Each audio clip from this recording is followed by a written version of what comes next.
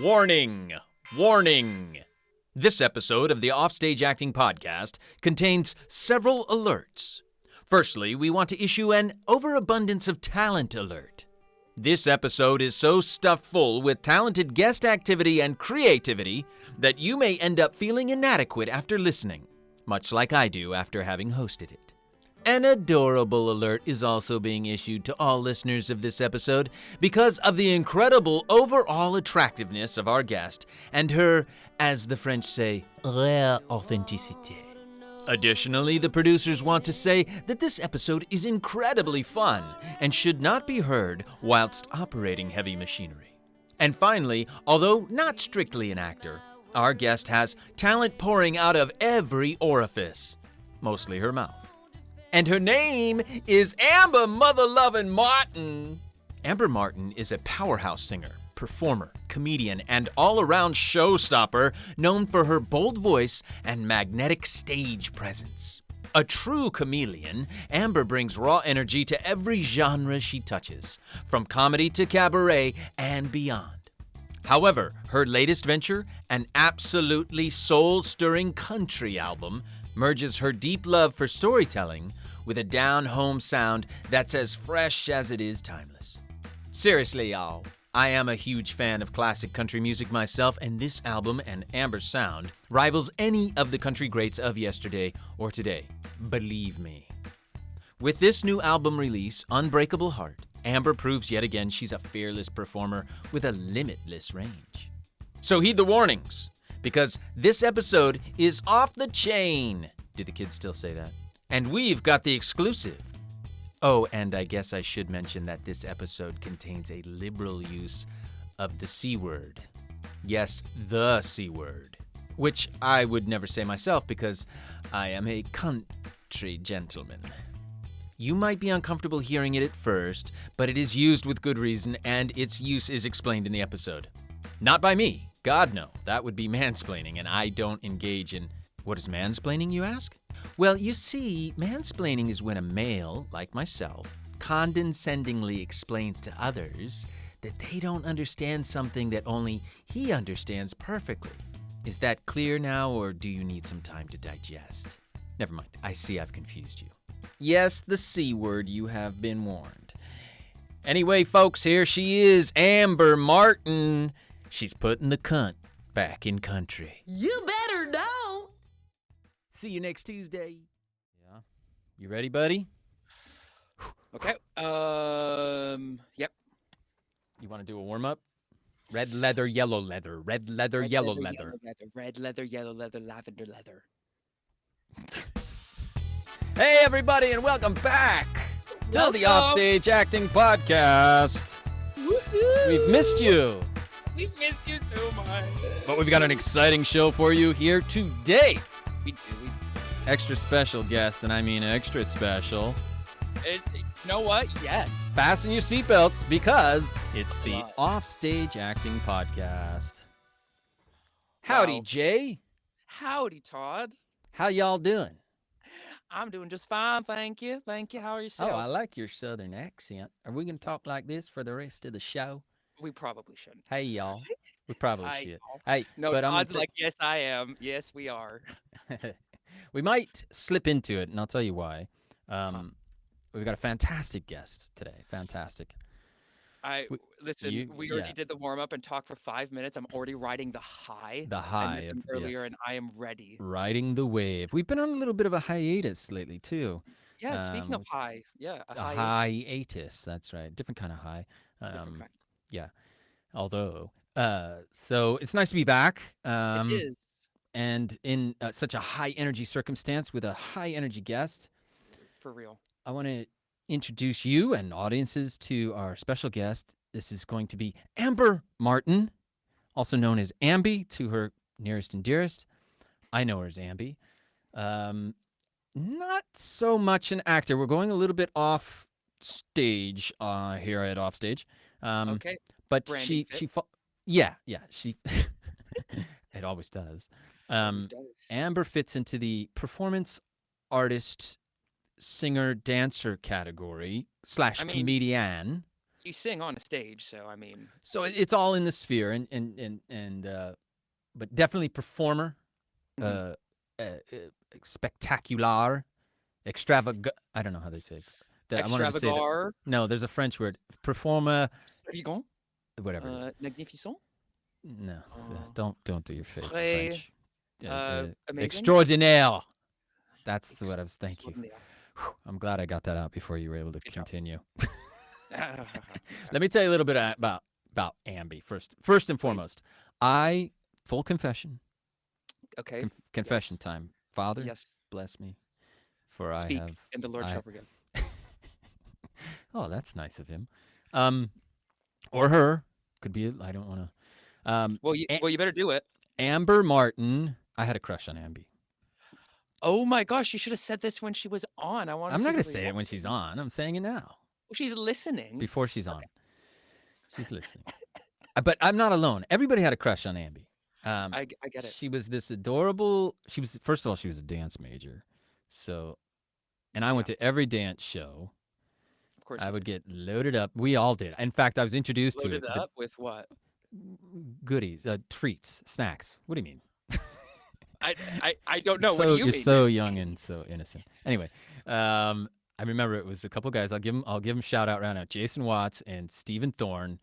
Okay. They were a little bit older. They were a few years older than me in university. I know Amber from university, and they'd be like, "Hey, we're going to the dance show, man. You wanna go?" We'd smoke a joint. I'm not afraid to say, and I'd be like, and I'd go, "The dance show." I was kind of theater guy. I'm like, and they go, "Oh no, you want to come to the dance show, bro? You want to?"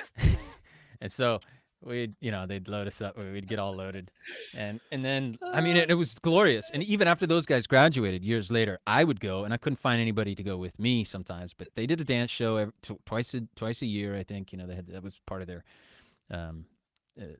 like thesis their curriculum work. Yeah, to put on a performance every. And I would always go. And Amber was this great spirit, and we also had these wonderful kind of house parties, as you do in university, right? And, as you do. With John Miles. You get loaded up. You know what? Don't worry about it. Don't you worry your precious little face about what. I'm trying to use it in the correct context, Todd Kramer. I'm trying to learn. Okay, I'm a learning mindset. I don't want to corrupt young audiences. We have a lot of young people loaded up with party favors. Which, by the way, if your daughter's listening, she now knows you smoked a joint. So, good job. Once, but I didn't inhale. I didn't know how. I couldn't figure it out. Anyway.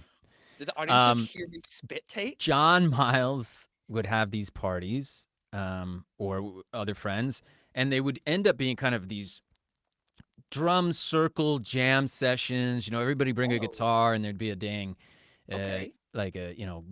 everybody had a congo or a tambourine or a harmonica or, and there'd be a bunch of us in there, and then Ambi would show up, and Ambi would show up to the parties, and the party didn't officially kick off till Amber showed up, by the way.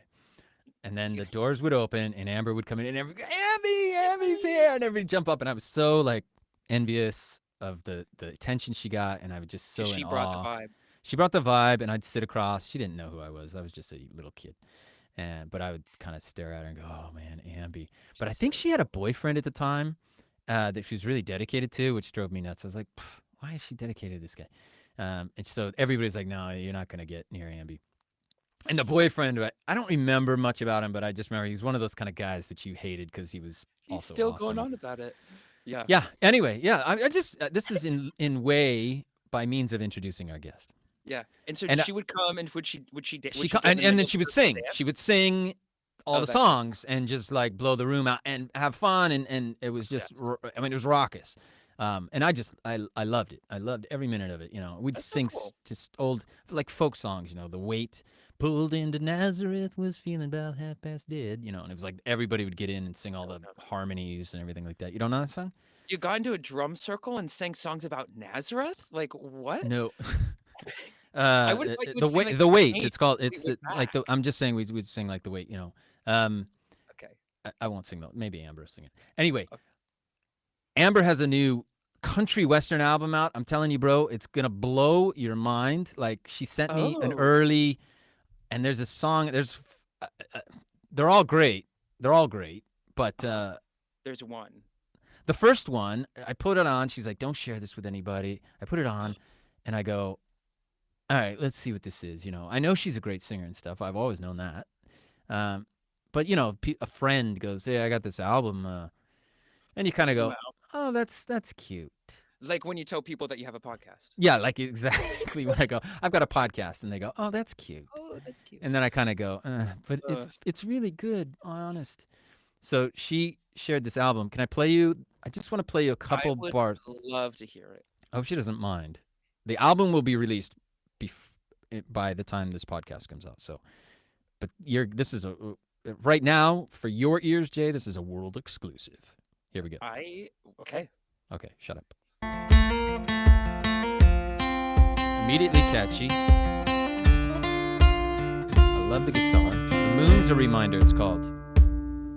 I met a traveler and I said, have you a kind word to tell? Gorgeous. Well, she smiled some and then she said, child, one little rhyme that always served me well. And whenever catchy. I forget, Humming it all around the house. well, the moon's a reminder that the sun's still a shining. It's just the world gets in the way. Sometimes in the west. Okay, that's it. I'm not going to go any further with it. It's too bad you were singing over it. That was gorgeous. No, I added to it's my turn to sing over Amber because she used to sing over me at the parties. I hope she sings over It was gorgeous. I couldn't help myself. That song, we're going to find out all about it. Let me play a couple clips. Okay. I asked her to send me a clip, and I got a bunch of clips, but I can't. And then I was going through and like, well, let me just find one. And I just feel compelled. I'm going to play little snippets from some of these clips. All right, Jay? Cool. Check, and then you're going to understand Amber, and you're going to understand why I had a crush on her. Here we go. Here. Gotta bring it in. Yeah. I'd like to take you all on a journey. I just put perfume on my armpits because they were not right. What's your name? I'm Amber Martin. I mean, how good is that? All right, here we go. Check this out. What a voice. Listen to those pipes. Sydney Opera House, 2018. I'm sorry. That's a little snippet there. One Wow. second. Here's a little bit from the other. Oh, the devil. Down to this If one. you know what I'm talking about, you may understand.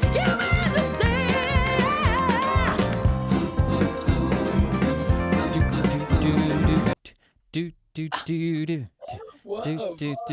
I'm gonna keep going. Here's a few just to keep it. Gentle times are over. Now the World War III's begun. Man, I just want to, because we're gonna actually get to Amber. Oh, this is funny. Larry he doesn't have a tongue.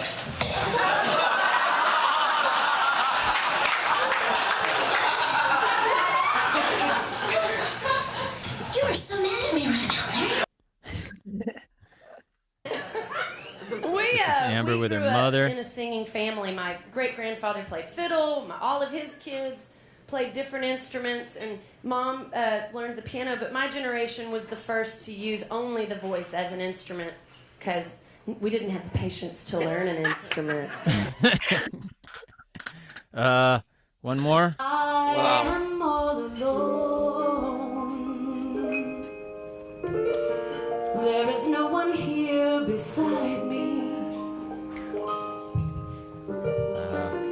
And my problems have all gone. Wow. Okay. One more. Just for fun. Yes. Beautiful, right?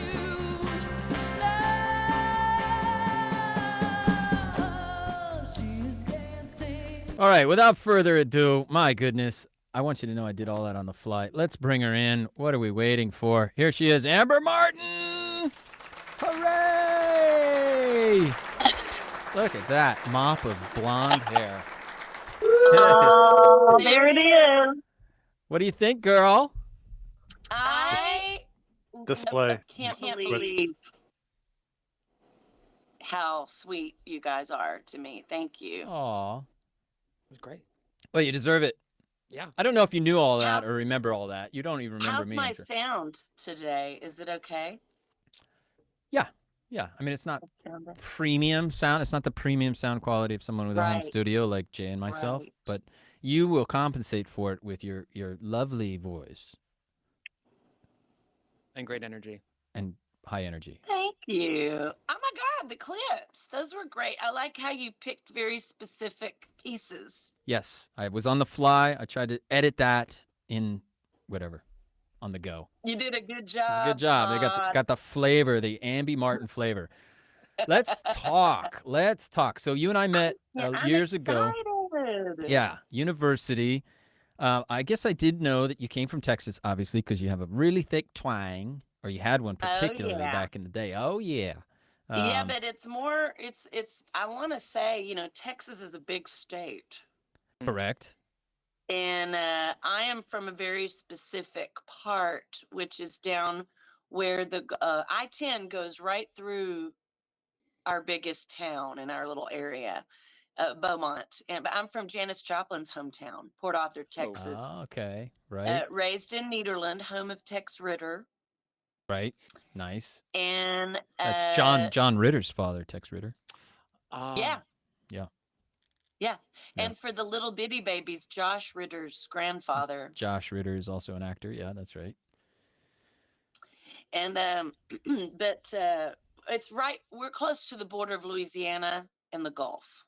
Right. Oh. So we're that part of Texas that's very swampy and bayou-y and alligators and crawfish, gumbo. Yeah. We're very Cajun-ish Right. where I'm from. Cool. Proper and I say Southern. Ish because I say ish because my family, they're like, don't try to make it sound like you're from Louisiana because you're from Texas. Yeah, don't mess with Texas. I'm Nobody like, wants actually, I love Louisiana. I would happily say I'm from Louisiana, but I'm from Texas. But if you're on the border there, then it's kind of the same thing. So close. Same kind of people. Right. Same kind of people. Texas is so big. I think you could fit 3 Great Britons into Texas just to give some perspective for people. Yeah, no, it's huge. I drove across it once. I drove twice. Twice I've driven from Portland, Oregon to Beaumont by myself.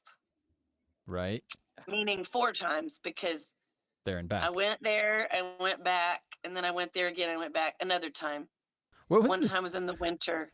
What was this video I And one saw time was in on Facebook? You were delivering a friend's car, and you had another friend, and it was like this road trip. What was that? It was insane. It was super funny. You know Parker Posey, Yeah, I love her. Yeah, she's great. the actress. So Yeah. she's a buddy of mine, Yeah. and she has a Mercedes that she bought during the pandemic, Right. and she spent much of her pandemic lockdown with her family down in I think Mississippi or Okay. Louisiana. I can't remember where she was exactly, but then she flew back eventually and left the car there, and she asked me to drive it, and I wanted to have somebody to drive with me because I did the cross country by myself. Yeah. I did it Yeah, twice, twice. and It's hard. I didn't want to do it again. Yeah. It's kind of brutal, Yeah. And so I had my friend Ange DiCarlo come with me, and we stopped at Dollywood. We went to Dollywood. Did you?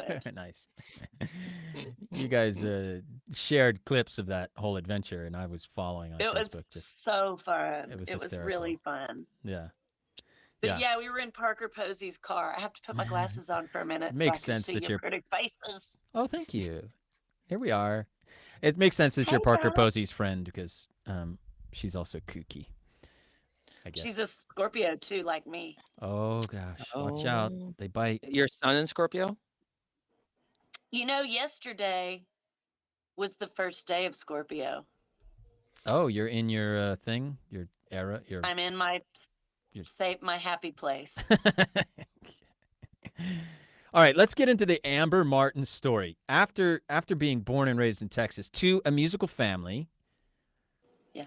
Everybody kind of. I've got this picture of everybody on the porch with the fiddle, the wash tub, the homemade yeah. bass, the guitar made out of a cigar box, the cat gut. Not quite that. Not quite that Not hillbilly. quite that. Okay, Hillbilly, no. paint the picture for us. But there was an old home place out in Louisiana, in Jonesville, and it was a little bit north and center, I believe, of the Gulf of I-10, let's just say.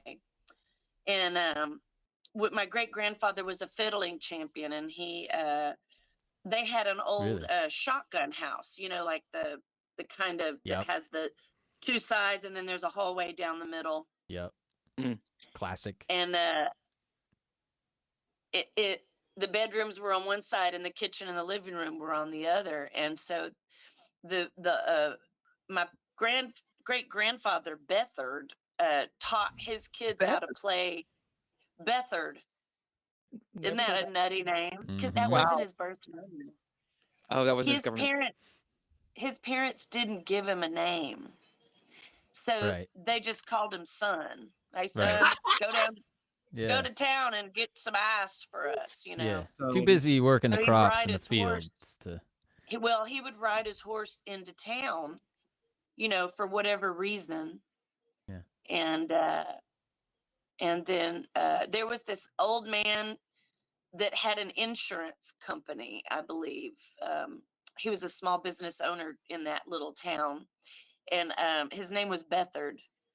And it was like Bethard Insurance or something. And he took a liking to my great grandfather. And he's like, well, what's your name, boy?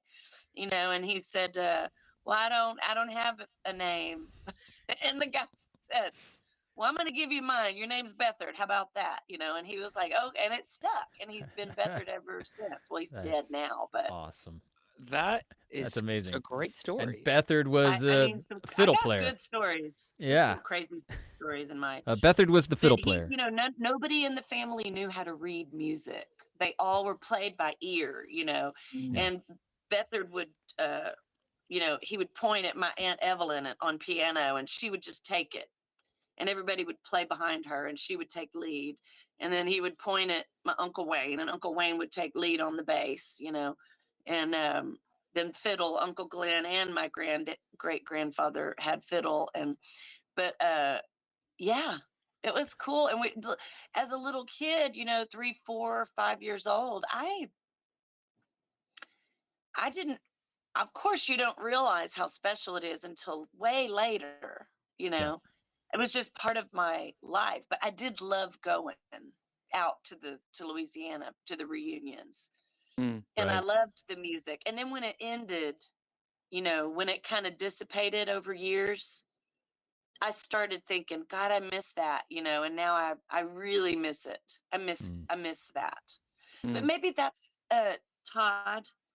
Maybe that's why I really loved hanging out with all you guys with the drum circles, because it felt like that, it had that warm home family vibe, it was a real love kind of, there was a lot of love in there, There really was, yeah. Don't you think? Yeah.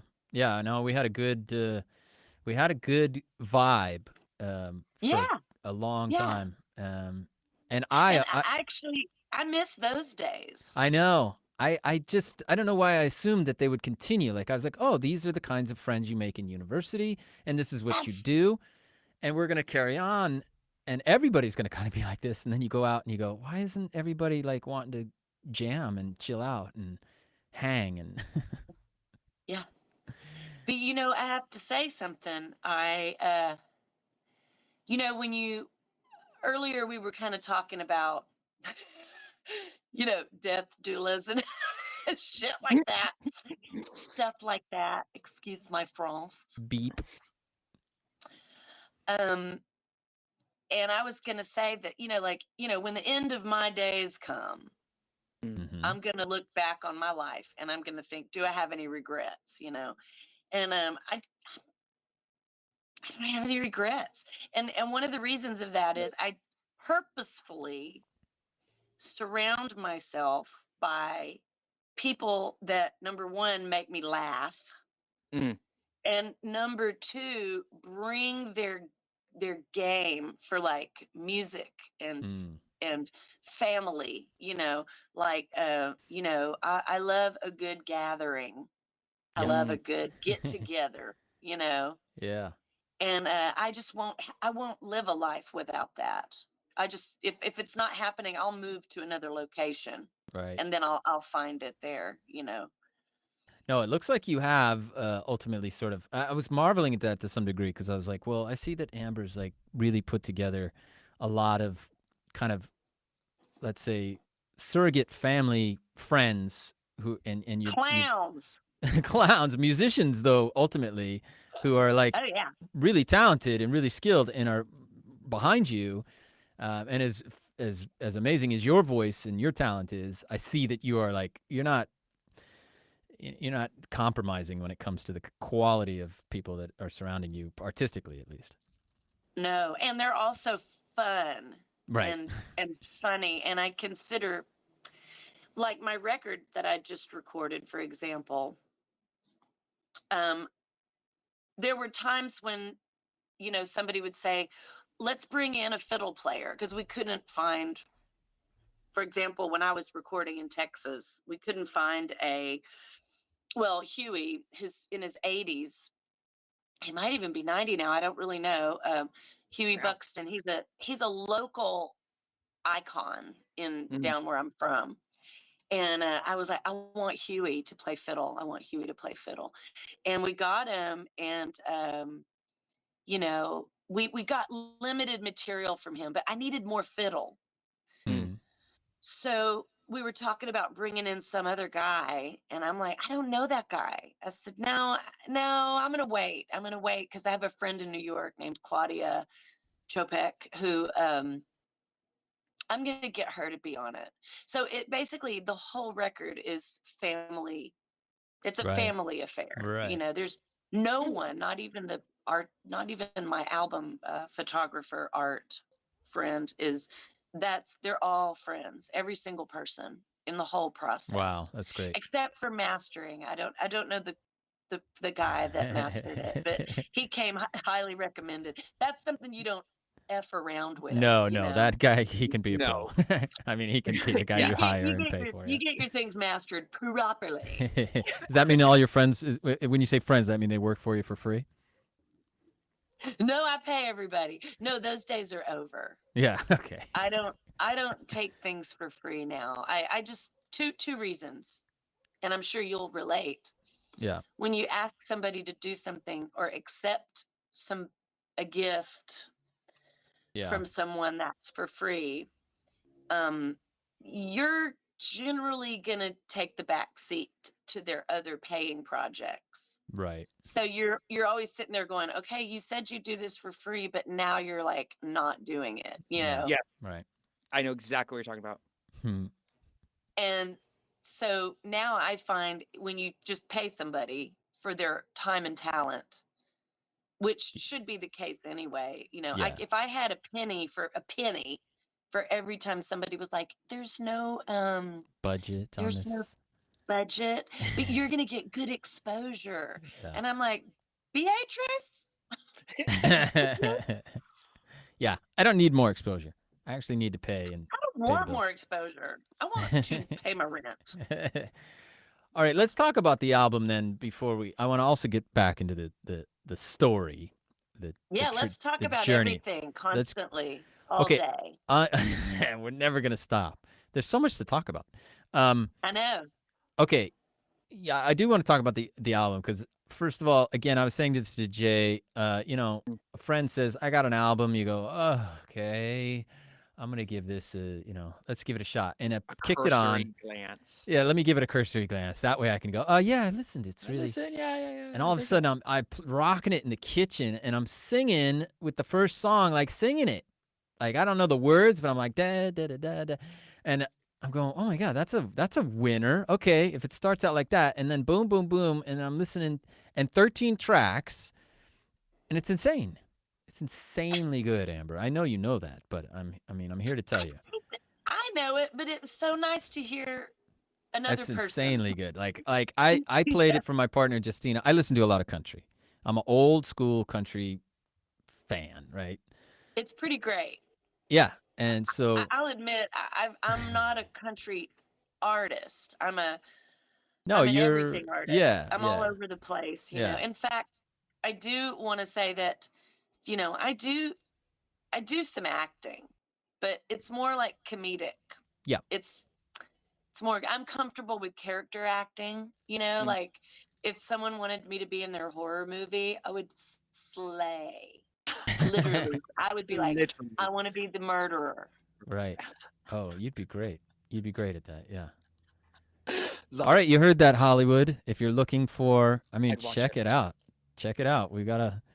You know what? I'm already writing the movie in my head that you could star in. Okay, but what Can was I be the? the serial, the Yeah, of course. unexpected serial killer? I'm writing it for you to be the serial killer. I Can can it be picture called it. The Devil Went Down to Georgia, and it's about the devil that Oh my like when God! And then you think it's somebody else, but then it turns out that it's Amber. It's this there's a serial killer. blonde-headed, amazing singer. Okay. Designed as a singing, Right, as a disguised singer as as a performer. singer, and then like she's the okay. But they'd never expect me. I don't want to give too much of the story away. Hollywood will steal that, They as they sure do. will. What was the impetus? Why did you decide to put this album together? What was what Mm, bug bit you? The good country question. bug. Thank you. Do you have a minute? Whew. Yeah, we can squeeze. Yeah, go ahead. Yes. So I was taking the Amtrak from my hometown to New Orleans to stay with my friend Ryan Landry and his husband Scott. And I had just arrived, and the train was like 5 hours late. I was pissed because it's just 5 hours on extra on an already 6 hour trip. Right. It was a lot. And so it was late at night, and I got to Ryan's house, and Ryan and I were in his backyard. He lives in the Bywater, and well, his house is in the Bywater. And he's opening up a bottle of red wine, and we're all excited, and I'm digging in my purse, and I realize I left my weed in Texas. Right. Right. And I was Shoot. pissed because Right. I had just gotten it in the mail from my friend in Oregon. So it was good chronic, Good stuff. Right. beautiful, moist, perfect, cryptic, Crystallized. Mm-hmm. crystally, I don't know what you you can get mean real because loaded, good and loaded on that. Well done. I'm glad you're describing that in detail for the audiences because Yes. I wouldn't and couldn't and I don't know anything about it. Okay, so that because that's one of the songs. I said, crap, I left my weed in Texas. And the next day, Ryan had written the lyrics Okay. to this song, Right. using my words, of course, as the chorus. And it was so fun. And then, but for a year, that song sat untouched. And about a year later, I was like, listen, I'm going to Texas.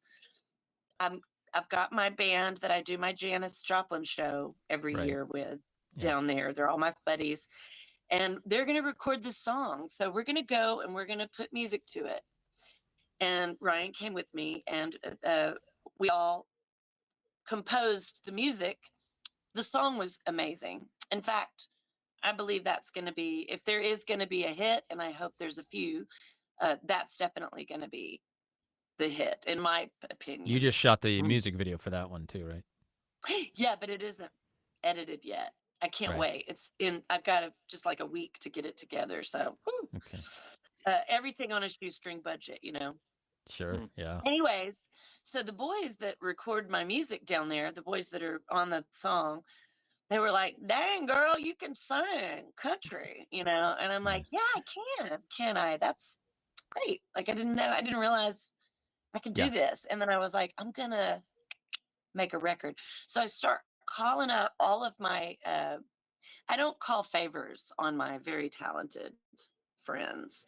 Um, but when I do, it's usually for a good cause. And so I called Jake Shears from the Scissor Sisters. Mm, I called John Cameron Mitchell, Hedvig and the Angry Inch, and I right. called Rufus Wainwright. Ooh, And What? the big yeah, guns. Rufus is singing duet with me on the video that you played. I want you to be a real man. Oh, that's him. Yeah. Oh, wow. Okay. Uh, Yeah. He Okay. wrote that song. He So wrote. I Oh, okay. asked Rufus, for example, I'll use Rufus as an example. I said, Rufus, do you have any throwaway songs that I could put on a classic style country album? Right. And he's like, yeah, yeah, oh, yeah, yeah. And I asked him once, and then I'm not going to ask anybody a second time. Like, if you do it, you do it. If you don't, I'm just going to let it pass. Mhm. Yeah. So fast forward, I had recorded 16 songs, and Oh. all of them are freaking killer. Like, all killer, no filler, no filler. Right. And I was like, dang, I've got to get rid of some of these songs. Like, I can't keep, I only got 12, Yeah. you know? Yeah. So then Rufus calls me out of the blue, and he's like, how's your album going? And I'm like, oh my God, it's so good. We got all our songs. I'm so excited. And I said, you're going to love it, you know? And he goes, do you still want me to write you a song? And I go, I mean, well, I'm not going to say no Right. to Rufus Yes. Wainwright. To Rufus Sorry. Wainwright. Even though I No. already have like way more songs No than I thanks, need. Rufus. Thanks. I I'm a know, little no over. thanks. I've got too many as it is. You missed that boat. Yeah. Mm, Too late. bye Where for were me. you a And month ago? Anyway, yeah. I know. And so he wrote me a song overnight, Oh my. just like Ryan did. Like, I have these Right. very quick, smart friends. And so he sends me the demo, and I recorded it, and it's so beautiful. And then he was like, do you want me to add some backing vocals? And I'm like, yeah, whatever you want to do. So he was in LA. I was in New Orleans at the time. And he did the whole song with me. It's like a complete duet. I'm Wow. so excited to hear it. Hear the full That's thing. crazy. It's beautiful, and it's out. That's on YouTube. You out. can, the video that I sent you. Yeah. But he's that not one. in the video because we had a time sensitive situation. So I just recorded the video. Like, you can't wait around on your celebrity friends because they're Right. busy. Yeah. Yeah. Yeah.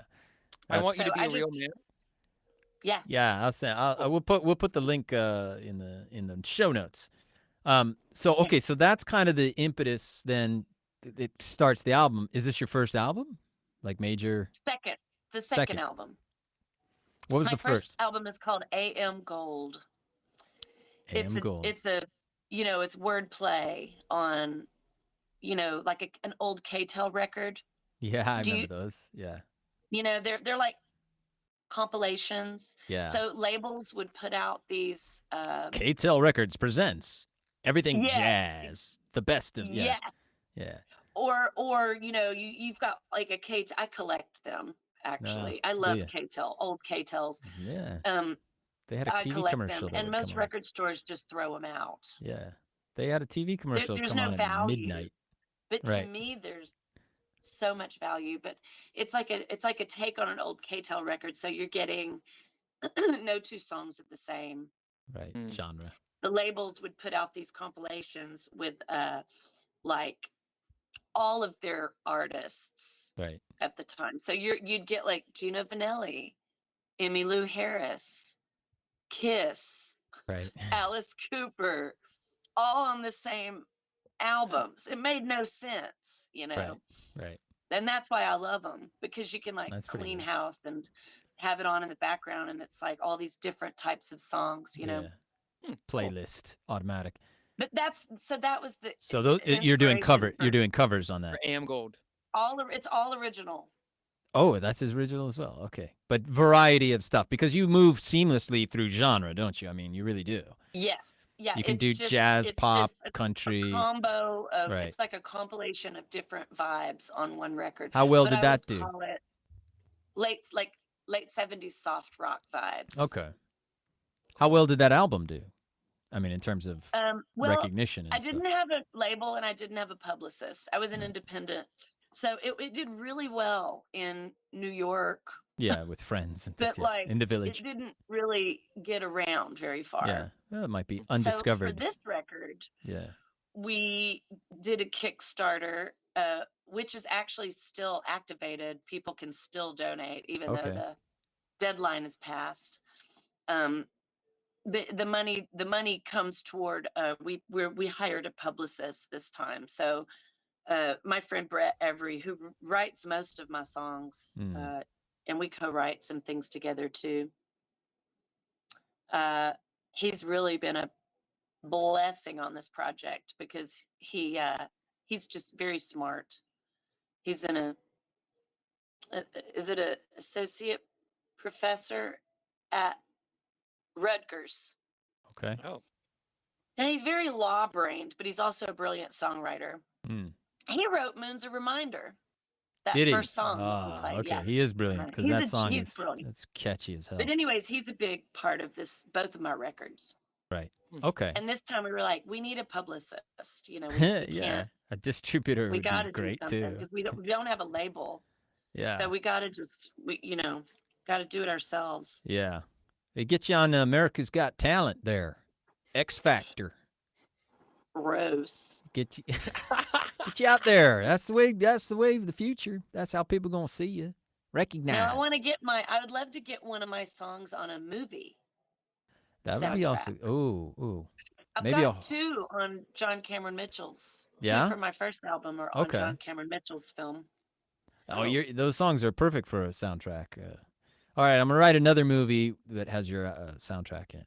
Or like a commercial, but film would be cooler. But Film would be really cool, and then popularized in the film. But I still think there's room for you on America's Got Talent. You're American, and you got talent. I mean, it's a symbiotic. I should be a judge. You could be the judge. Then after you win it, then you go on to be a judge. You're practically already famous. Okay. So let's go back to Texas. I want to get back there. Yeah. You're growing up. You're kind of catching up with the old on the bayou, as it were, with the family. You're doing the kind of hoedowns and stuff, having a good old time. And then when you're little, and then you kind of at some point decide I'm going to go to university and be a dancer.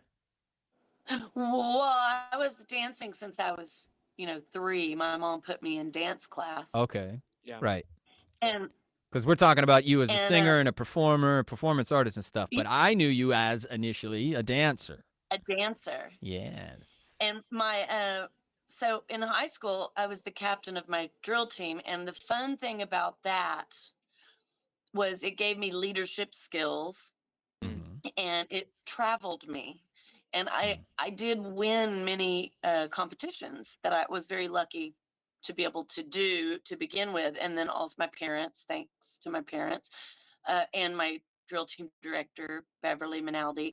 But that got me traveled. So that got me to LA, and then it got me to Japan. Really? Wow. And then but by the time I'm 18, I've been to LA to compete in this Miss Dance Drill Team USA, which I got in the top 3, which got me to Japan to compete in Miss Dance Drill Team International. So I'm 18 and I'm in Tokyo. I'm in Japan. And that was the big mind blow. I was like, okay, right. I gotta get out of this town. Right. There's a whole world out here. Yeah. I gotta go. This one horse town ain't gonna hold me no longer. Yeah, no. I was like, nope.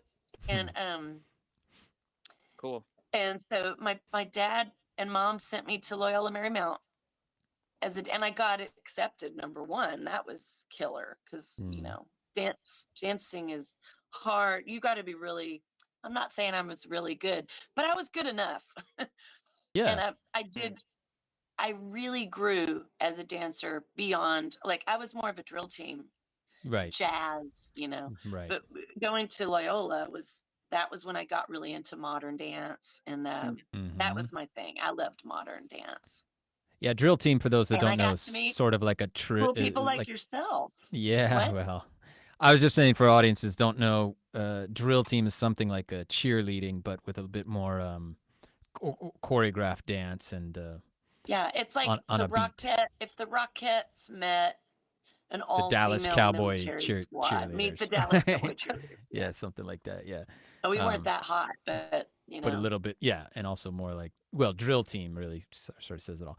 Um, and then yeah, you had but there was a great department at Loyola, as I recall. It was a oh good yeah. teacher. Who was the teacher there? I She would was say one of the best. Oh my God. yeah. Well, it's a private school. Yeah, I So mean, the theater department was not great, and we had a lot of problems there. For really, example, yeah, that's another subject and another Oh, episode. But there's an episode where there's a whole went episode I'll deep share into with you. that. Good Went deep lord. into some of that. But I remember the dance department had an excellent reputation, and there was a couple, at least one really great teacher who, no, there were many. yeah, Um, there was this one teacher, Lady Helene Walker Vereen. mm, Uh, wow, She's no longer with us, and she's Ben Vereen's sister. okay, right, Ben Vereen's. And mm-hmm, Ben Vereen, yeah, the actor, Yeah. mm-hmm, Pippin, Yep. yeah, yeah, yeah, and Roots. right, yeah, Roots. And she was physically abusive.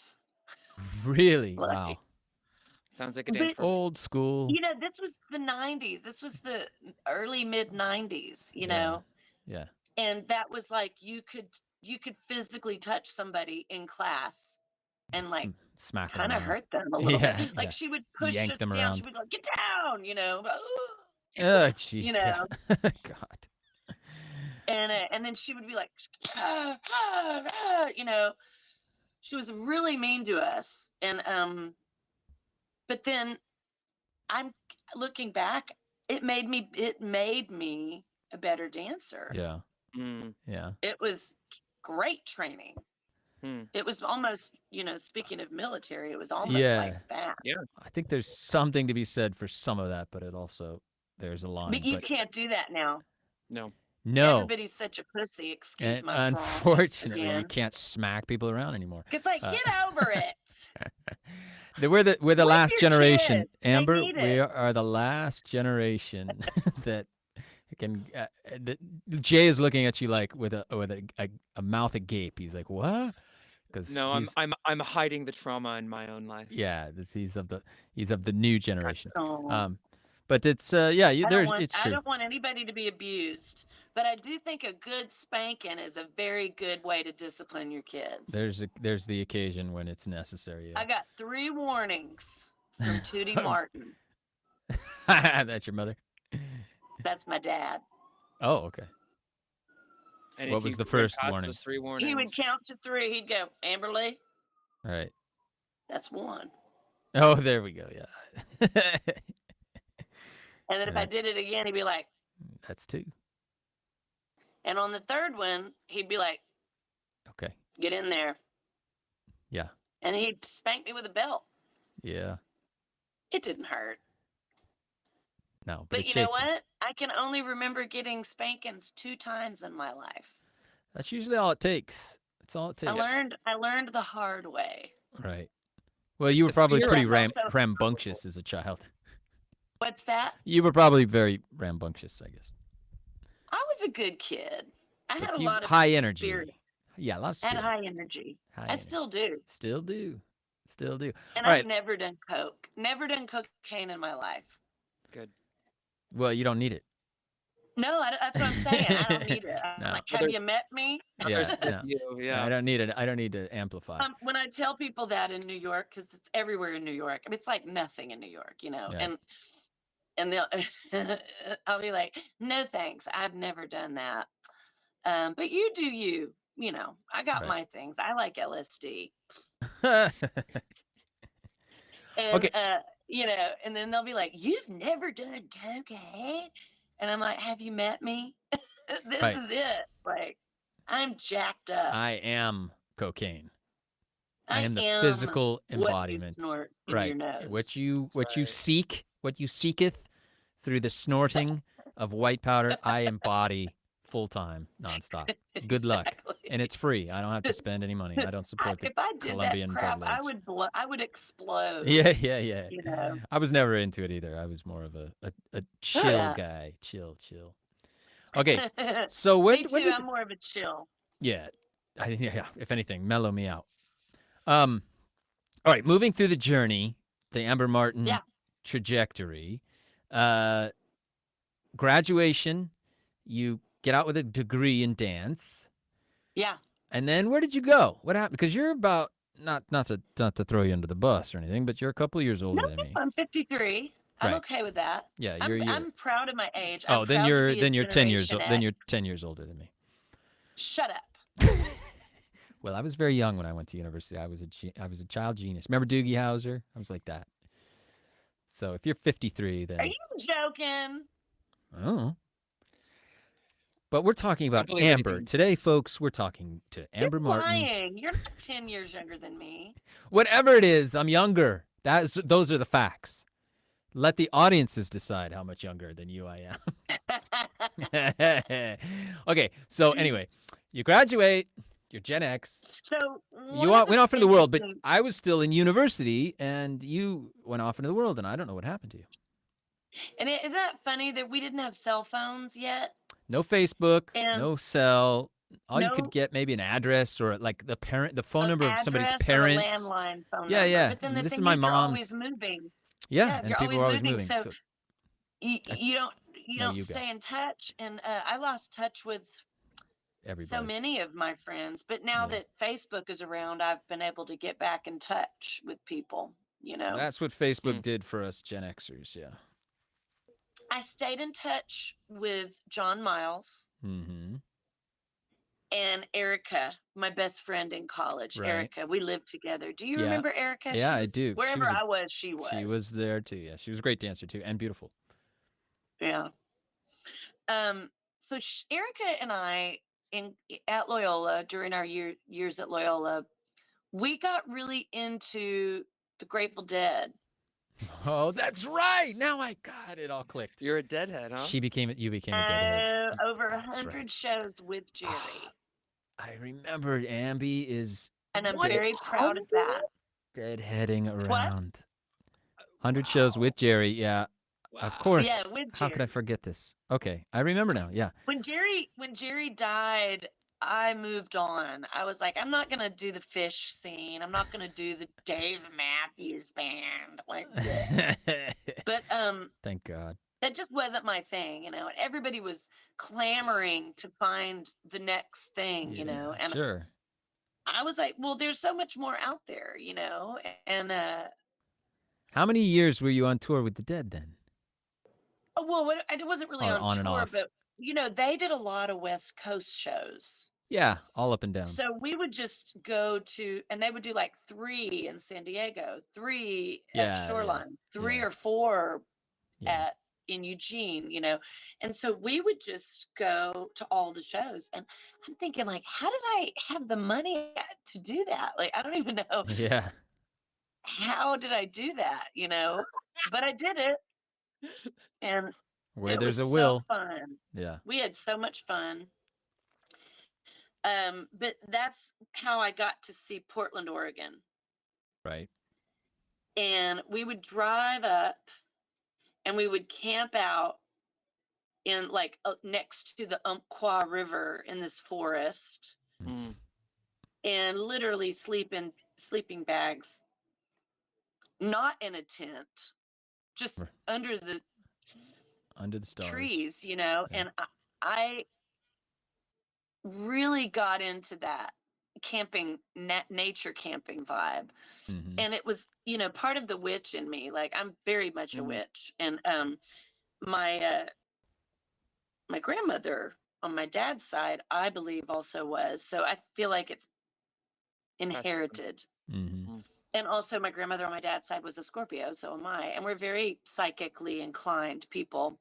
I don't practice my psychic muscle very much, but if I did, I'd probably be real good at it. How would you practice it? There's ways, reading your tarot cards, writing down your Runes. dreams, Yeah. writing down your dreams, Magic keeping in altars. touch with that part of your brain that is not your, what is it? Like your voluntary Yeah, your subconscious. awake. Right. Yeah. Yeah. I mean, don't we use like under 10% of our entire brains? I think you guys do, yeah. I think you use like 5. The doctors told me it's more like 85% for me, but the average person uses less than 5% of their brain. You better be glad you're across the sea. You gonna find out. You gonna find out. I'm gonna kick your butt. I'm gonna find you. Okay, so Amber is sleeping under the stars. Do you remember we used to camp? We used to go camping in California too, in university with John and the dogs, and we go out. Didn't we go to Hungry Valley? Hungry Valley. That was the spot. That was the spot. That's right. Dang. Thanks for reminding me of the name of it. I still have a hand-drawn map. Yeah, I do. Oh, I remember there. that. That was John's probably drew that, right? He'd be like, here you go. I don't know. One of us drew it, but back in those days. You could get out there, and I can almost vaguely remember how we did it, but it was this, you would go, it was like 30, didn't it would feel like 30 minutes outside of the city of LA? No, it took a little while to drive out there, and then it was a long hike. So I think about an hour, 2 hours outside of the city for sure, Hungry Valley. But it was quick. There wasn't a hike. In Hungry Valley? I mean, you could hike up you could hike up the river. Well, we never did. We just stayed right where there was the camping site. Yeah. Yeah. You could camp Y'all probably there hiked up the creek. Yeah, I would go and hike. But we would go. That's where we would take mushrooms. Yeah. And we would and saute them with butter and okay, that's another way onions. you can practice your. Now, I don't care about legal, illegal, all that. It's all a bunch of crap because psychedelics actually saved me. I believe 100% is the reason I left my hometown and explore the world today, because it just gave me a sense of like, there's more. Yeah. Opened you up. Yeah, it really totally did. And, not that we're condoning. Now, don't get me wrong. I'm not just like a big doser all the time. In fact, the older I get, the less I need it because I did it and I have it in here. I remember everything, and actually I remember those nights at Hungry Valley when my brain would be going,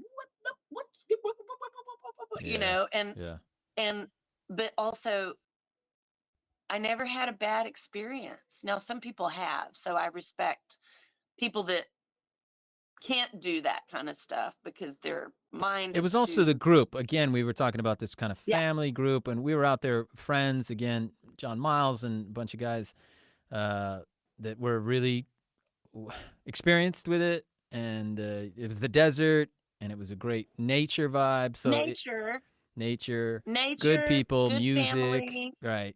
Fire, good music, bonfire, and no pressure. A creative, and a sense of creativity, right? That you feel like the world is your blank canvas. Ooh, yeah. And I still try every day to approach everything like that, And what's funny is now that I've gotten older, and now I do kind of have a career now, and I don't do anything but I'm 100% arts income, and which is awesome. But that's also great. I feel like I'm busy. I don't really get, quote, a nap, if you know what I mean. Yeah. Like I book myself and I'm always booked to the minute, Really? Okay. So Yeah, what kind of gigs are you getting these days? Where you I see you traveling around Sydney Opera House. We saw, and I all know kinds. you're always on the move. It seems. I do. I'm doing a Christmas series, a Christmas show for my friend Ange DiCarlo, where I play her 78-year-old mom and Hazel Joe, and she's kind of a whore. Oh goodness, She loves a drink, it's the part you and were born to play. I mean, right? When is that? That's going But on this Christmas. Going up.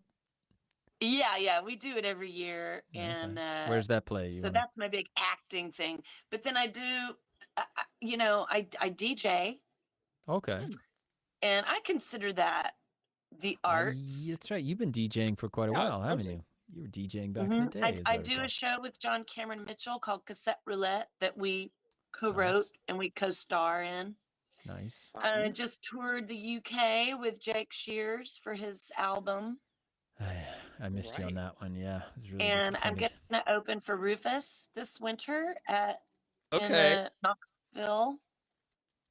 Excellent. Oh, so you are Yeah. very busy. So there's no rest for the wicked. Well, and right now it's the process of getting the album out. Yeah, You that's know, a I whole have thing. time sensitive promotional things I got to do, and um well, this is an example. Getting on and talking to Mhm. you guys about Yeah, my record, yeah. which is beautiful. I can't wait. Um, So how did it all kind of but start? So I want to get from the it's, dancer. I think what I was real quick, if I could just add to Sure. this quick moment, is the thing about what I was getting at is I don't feel like I make enough time these days to fly away Hmm. on a creative Oh, right. journey. To get that space. Yeah. Everything I do is creative, but not the way it used to be when I was younger and just felt like I had more time, More time, more freedom. Yeah. maybe the nature thing is what I'm missing. I don't know. But I'm always on a mission to get back to that place of ultimate, you know, mystical creativity, Hmm. that where you feel like you could just do anything crazy, and Like when you flying get versus so busy.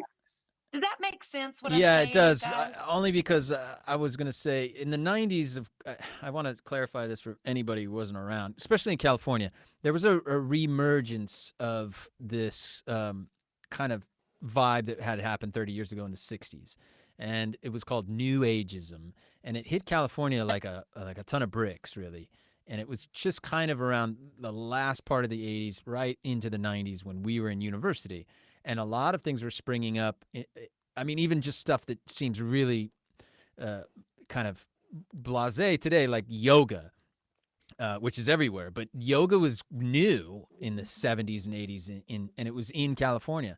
And then on top of that, it was crystals and bookshops. And remember the Bodhi tree? You could go to the bookshop, the Bodhi tree in LA, and you could get all kinds of, like decks of tarot cards and candles and spiritual stuff. And it was Yeah, just self-help books, The Way of the Peaceful Warrior, and Zen yeah, and the Art of Motorcycle Maintenance, and these kind of Buddhism books and things. And we were all getting into that, including yeah, the Dead was kind of at the last stages and phases of their career. yeah. Um, and It was just a very hippie. it was a hippie vibe.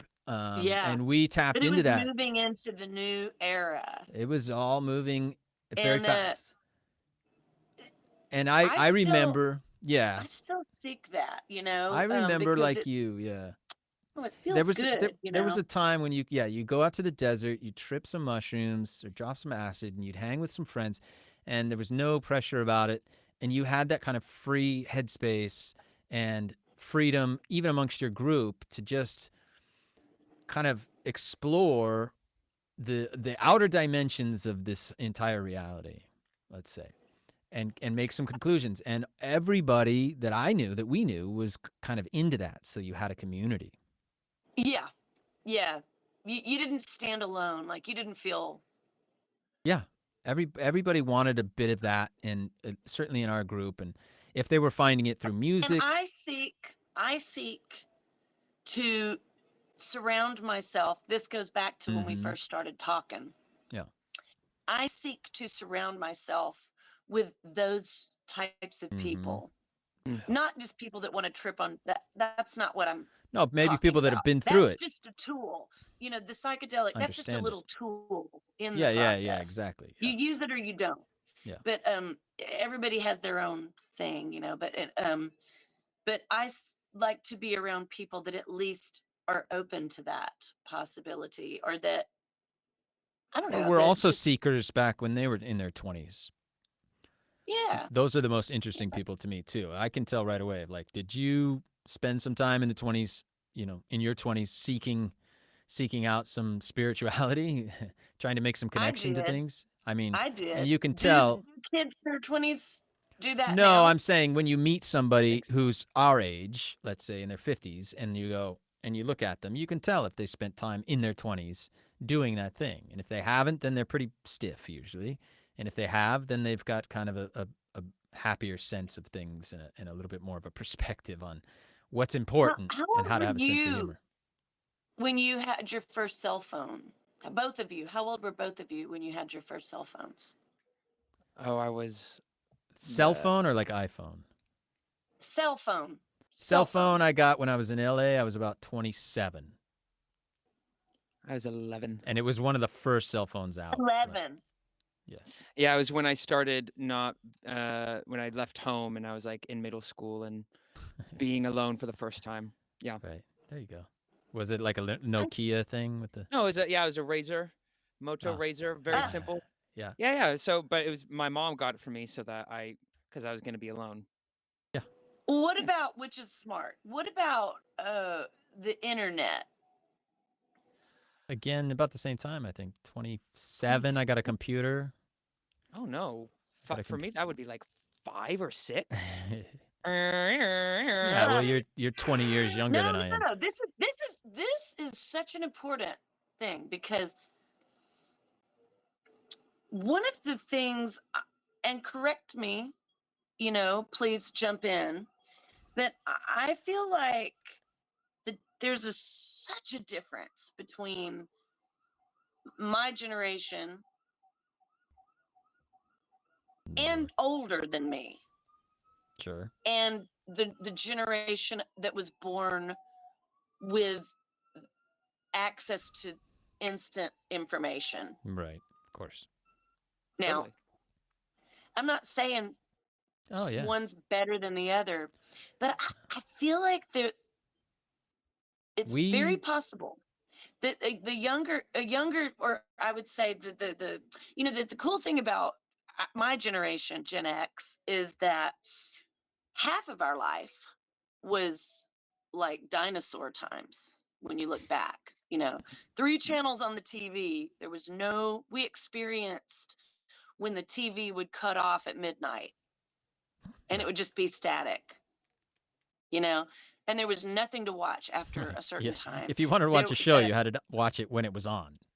You had to go home and watch it. If you had to travel anywhere, you had to have a map. Like, it really was analog at the most Yeah, extreme. we're the last generation that experienced We that. are, but we did half our life with that. But then we Yeah. also are doing the second part of The half first of our life generation to experience, the with technology. instant access to That's any what makes information on us the planet. better and more special and than the rest of the Well, I mean, people. maybe actually, because No, it's true. we can Gen X is the best connect. generation. There's no question. We can connect well, and not to put any other generations down, because No, like I put that them down. sucks to hear. No, I'll put them Oh, down. shut up. But, and not to dog on anybody, truly not to. No, it's just all in But fun. I feel sympathetic with Baby the boomers. generations that didn't experience that freedom. Mm-hmm. When I was You're in right. high school. Right. That's right. going out and getting lost.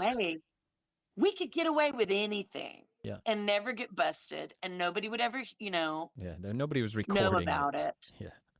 Huh? Nobody was recording Right. it. Everything now is instant. Yeah. Like there's a tsunami in Thailand, and it like we're watching it while it's happening. It's Right. just almost more than the brain can comprehend. Yeah. In fact, it is too much, and I think that's why a lot of people shut down a lot now, because it's just too much, for a little organic human brain to comprehend all at once. Mm-hmm. Though I have to say, I wouldn't go back to analog years, because I like being able Convenient. Yeah. I like being able to know what song I'm listening to on the radio instantly. Yeah. No, there's good things, but I do like having been shaped by that period. And we are the last generation that will have been shaped by a period when there was no such thing as the internet, and we didn't have that phone in your pocket of convenience, and Yeah. we had to have we lived a different kind of life.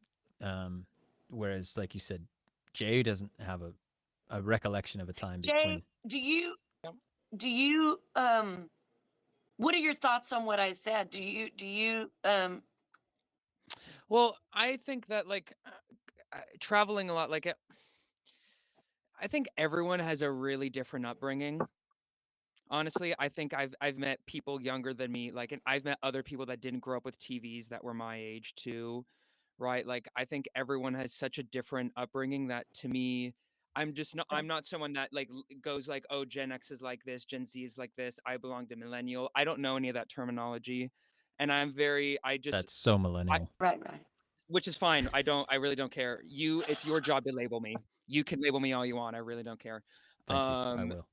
And so to me, I think this is interesting, and I like to think about it, but my dad talks about this all the time, and I think it's good to understand that, and you learn about another person, you learn about, because that's what it's about, connecting and learning about other people. But at the end of the day, everyone, no matter their age, has similarities. So I think it's cool to learn about people, but also my younger brother, he's much younger. He's a half brother. He's 11 and a half years younger, Trayson. He grew up very much in this world, but he's kind of he's such a down to earth man. He's not a big talker. He just likes being in nature and playing his sports. He loves to play golf. He cooks and eats healthy. He doesn't he doesn't have an Instagram, right? He has the things he likes. So he grew up around it, but he also was nah, not my thing. So Yeah. Maybe he's an old soul. yeah, I think he is old. So also I'm such a talker, right? And he doesn't talk at all. And there's such power in that. And actually, I'm learning from him. I learned so much from people that are younger than me. And I think, so this is, Right. when you're talking, this is what I'm thinking about. I think everyone, the past, everyone has their own past, and it just tells you who they are. And that's interesting. In other Absolutely. words, we sound like the old people who say, back in my day, No, but we didn't have motor cars. You had to go by horse. To my point, though, it is a valid thing to bring up, because then I ask you, Jay, what are your thoughts on that? And then you counter that. So it is a conversation, And I do, though, I do meet a lot of younger people that are younger than me, that are, I think, wiser than me on many levels too. So, Yeah, they but do. then I also meet a lot of little turds that I'm like, excuse me, I was about to say a cuss word. I was about to. No. Yeah, little turds. By the way, those and little I'm turds like, are our audience. Do not come for me. Do not come for me. So All there's right, let's that get back too. into, let's talk. I want to talk about it, Amber. How does it connect with acting? What? How does what connect with acting? All of this. I don't know. That's what I want to discover. That's what our audiences are hoping that we'll also discover. They're asking themselves the same question right now. What does all this have to do with acting? That's what Amber. Stories. Okay, you were a dancer, then you were a deadhead, and then when did you I decide discovered. I need Okay, to now settle this is where down we and get get a into some job acting. or do something? Okay, You ready acting. for this? Here we go. Finally. Whew.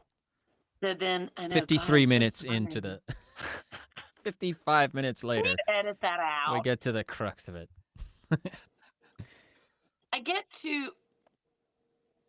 I graduate. I go back home for the summer. And then I realize I can't do this. I'm getting sucked back into the hometown world. Right. So I got a job as a flight attendant. Ah, Oh, okay. Wow. And it brought me to Portland because as one of the things in a flight attendant world, you get to pick 3 hubs. Mm. You know, my priority hub was New York Mm-hmm. huh. City. I think my second priority hub was FA? my second hub was Portland. And of course, I didn't get New York. I got Portland. So I went to Portland and I trained in Portland and I was a flight attendant for 2 to 3 years. I can't exactly remember. But I was still a deadhead at that time and Jerry died. Mm-hmm. And I started feeling like, what am I doing? Like, why am I going up and down through the stratosphere 8 times a day? My posture was suffering. I wasn't dancing. Mm-hmm. And I quit. Hmm. And I got a job at Music Millennium, which is an old grizzled rock crustacean record store in Portland, Oregon. And you know, it was like me and all these old, rock and roll dudes. Right. And Before these hipsters 2 were hipsters. young guys, Andrew and Juan.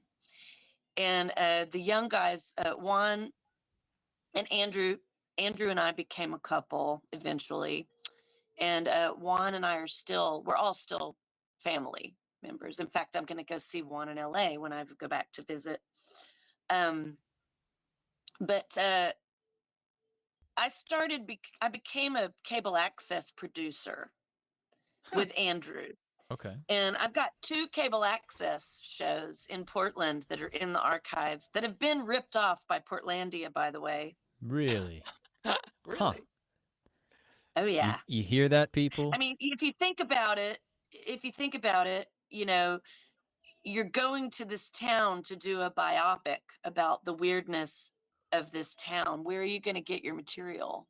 Yeah. From the local cable I access mean, of course show. they did. Right. Yeah. Okay. So it was a And- comedy show you had done, or what was the They show? did their research. Yes. Comedy, Like variety. sketch comedy and variety. Okay. Yes. With local And, Portlandians.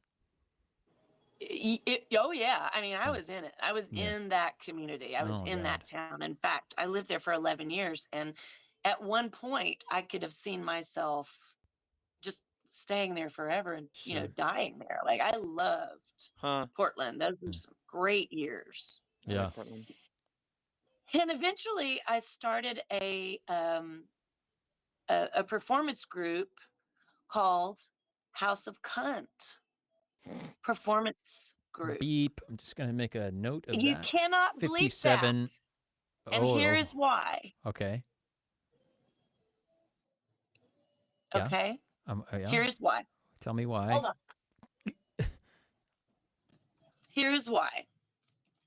It's called Barbara G. Walker's Women's Encyclopedia of Myths and Secrets. Mm-hmm. And I'm going to read you the definition Oh, of please cunt. don't. It's short. It's actually 2 pages, but I'm just going to give you the basic. Okay. Yeah. And yes, if you have to bleep it, whatever. But it's a bummer because We'll see. it's a derivative of the Oriental great goddess Kunti or Kunda, the yoni of the universe. From the same root word came the words county, kin, kind, cunnilingus, Mhm. kunabala, which is a cradle or the earliest abode, Mhm. Kunina, a Roman goddess, punctipotent, all powerful, So it is not slang, dialect, or any marginal form, but a true language word of the oldest stock. Right. Huh. Okay. Well, you hear that, audiences? Feel free to use that Wow. word now Yes, I liberally. do say that. Now, for small children, I would say don't use it until you're older, because if you Right. use that word, say, to your teacher, You'll get in your trouble. teacher's not going to understand it and you're going to get in trouble. Unless you So have that just definition in your knowledge of pocket prepared power. to share. Yeah. Knowledge All is right. power. That's a And good note. For kids, that word has been commandeered by the yeah. patriarchy There it as is. a terrible, offensive word. And in fact, it's a really powerful word. And I refuse to use that word in a negative Yeah, way. fair enough. I hear you. I can tell But that anyways, there's a I don't think we're going to cuneiform change the maybe. world right here, but I'm just saying, No, maybe you but might rethink one cunt at a leaving it. time. Right. We can change the world Anyways, so that's kind of why we one called our group that, cunt at a time. at a Good. time. Yeah. And Children do not so use that phrase until you're at least 8 years old. yeah, until you're older. You don't want to. I just don't want you to get Okay, so you suspended called or it in House trouble. of what was it again? Was it House of Cunt? House of Cunt Performance Group. Okay, And and it yeah, was 2 boys, 3 girls, 5 of us. yeah. And we just were so hyper creative in those days. We danced, we sang, we did comedy, we did political humor. Yeah. We confronted, Issues. sexuality and advertising. We confronted Monsanto. Right. you know, it, it, we it was awesome. And we ended up in Stark Raving Theater, and we ended up getting sold out shows. And when we would deliver our press release, we would say, if you cannot pronounce the name of our group in your newspaper, please do not edit, censor, or change the name, but call us a group whose name you cannot say in this publication. Right. Okay. And I think that got us a lot of curious Attention. audience members. Yeah. Hmm. What But is the name it of was this group? great. And then How many that's where years I did you do started that? doing. We did it for 4 years, I think. Mm-hmm. Okay. And then there were probably 2 years of doing stuff before we started the group, where we would just, Yeah. put it on the cable access show, or, go do live performances in different weird places. We did a naked parade down Alberta Street. Nice. We had so much fun. And, we were really pushing boundaries. And then I did some solo work. I won a Grammy Award for my solo show, which was a real high honor for me, because I didn't ever really think that I would Be get an award for recognized. something that I Yeah. did, and it Right. was an official award. And That's so after cool. that, I just decided to leave and go follow my original dream, which was New York City. Right. And now that I'm here now for 18 years. So you were kind of Yo. young 30s when you you're about 33, something like that. Yeah, when you- 2006. 2006, whatever that was. Yeah. 36. Okay, so you hung out, 11 years in Portland, and then New York. And did New York embrace you Yeah, right away. right away? But I immediately plugged in with the gay community. Mm-hmm. Yeah, you've been Which- embraced by the gay community, haven't you? Oh my God, they're like, You're one of us. I will serial kill for my gays. That's nice to know. I'm sure they'll be glad to hear that. Why do you think they identify with you so much? Is it the energy? Because gays The are fun and the they're femininity funny. and the fun, and the fun and funny, yeah. They're funny and they love a good wacky sense of humor. I mean, everybody does. I'm not segregating anybody, but my gays support. They hold me up. They're my fams. They're my Mhm. families. Love it. And but I've always been an ally. Yeah. And I say I'm queer myself, Hmm. And when I say that word, it's because, well, actually, I'm asexual right now for like a long time. Uh-oh. I'm too busy. I work too much. I don't have time to curate a relationship with anybody. But it takes time to do that. Of course, if you're Yeah. on the road and running around busy, it's finding a partner that You understands gotta that like make lifestyle. room in your apartment, and you gotta cook dinner, and you gotta go on dates. I ain't got time for that. Right. Yeah, I know. Jay. Yeah, and And hookups also, I'm so Hookups stimulated suck. by my friendships. I have Totally. constant